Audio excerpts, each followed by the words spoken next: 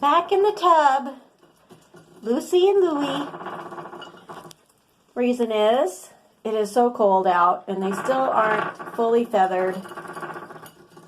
The temperature was nice and then it dropped down to the low 40s, so they're back in the tub so that they can stay warm.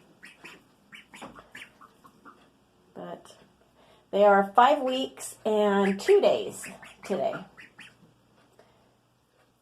And they are disappointed that they can't be out in the grass, which is what they've been doing a lot lately, is hanging out in the grass and eating grass. But back in the tub.